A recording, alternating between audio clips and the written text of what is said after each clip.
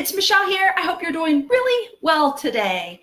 I wanted to hop on briefly and talk about us empaths and sensitives and our desire to help people, help animals, help the earth.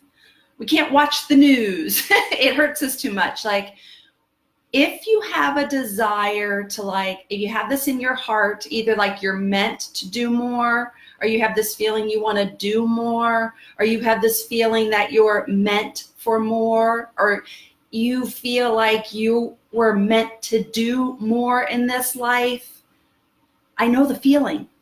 I have it too. And I have this mantra that I want to share with you that I just shared with Women Inside Intuition Circle. But I wanted to share it here real quick too. This mantra or affirmation that I said to myself for a long time now just came back to me recently. And so that's why I want to share it. So a long time ago, I had a desire to learn mediumship. I loved like psychics and mediums on television. Who was it back then? John Edwards was one. James Von Prague, I think was his name. Sylvia Brown, like I would watch all of those. Those were the biggies back when I was younger. And I would watch them. I would record them on videotapes and then rewatch them over and over again. I don't know why, I was just obsessed with it.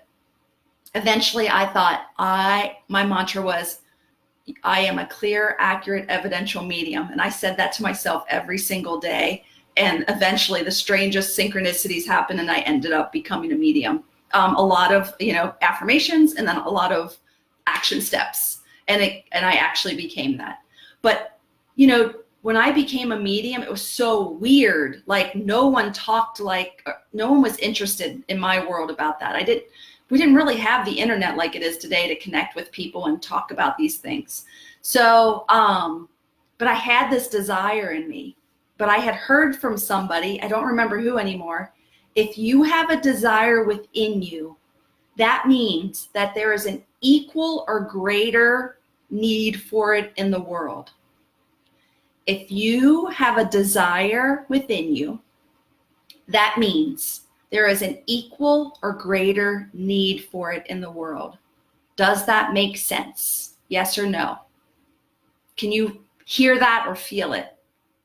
So when I was struggling, like I would really doubt my abilities back then, because when you start to develop something new, you don't know if you're going to be good at it. You just don't know anything. So it's a vulnerable position to be in. But I would just say my mantra. I'd go back to the desire to become a medium, and I would feel that I don't know why I had it. I just had it I just wanted to be it. And I just went back to, if you have a desire, regardless of what the desire is, then there is a need for it in the world. And just me holding on to that piece kept me on my path. Does that make sense? Okay, so let's go back to this. Do you have a desire to do more or be more? Now, there's another little piece to that too. Sometimes a lot of us have issues of not good enough, but that's a different issue. This is not what I'm talking about now. It's like when your life's pretty good and you know you're meant for more, that means you're meant for more. That's all it means. Like I've had women say to me, Michelle, I just feel in my heart that I know I'm supposed to be doing something else. And I go, then you're meant to be doing something else. And your job is to figure it out or get the help to figure it out. So that any desire, if you have a desire that you just know there's something more for you to do, then trust that there is a need for it in the world. Yeah, you may not know what it is yet, but you know how to get yourself on the path to either getting the right help to figure it out. Or sometimes I'll tell women, just start following the things that are interesting and exciting to you. That will lead you to it. Does that make sense? Yes? No? So I hope I explained that. I feel like I went all over the place. So this desire we have to do more and be more is our soul calling us to either get on our life path, to figure out what that thing is, to follow our excitement. I mean, it's your job to like take the action steps to figure it out. And I, back in the day when I really didn't know any better, I just started with doing the most exciting thing. And back then, the most exciting thing was, it was like walk the dog, empty the dishwasher, make dinner. Like my options weren't that exciting back then, but I taught myself through that process of like, what's the most exciting thing I can do in this moment? And even though they were walk the dog, empty the dishwasher, make dinner, it was probably going to be walk the dog, right? I'd rather hang out with an animal than do work. Does that make sense? But I trained myself to see the interesting and exciting things.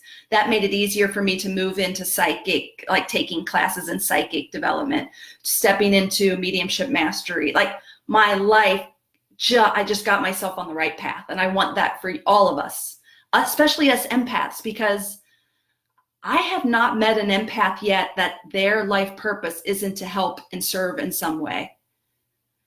And when you develop your own gifts, you will be blown away how easily and effortlessly you will help others. It's incredible. And I know I'm not saying that very well. I'm going to make another video on that, about how when we develop our own abilities, how life just guides us in the right direction. Everything becomes, I don't want to say effortless, but easy and joyful.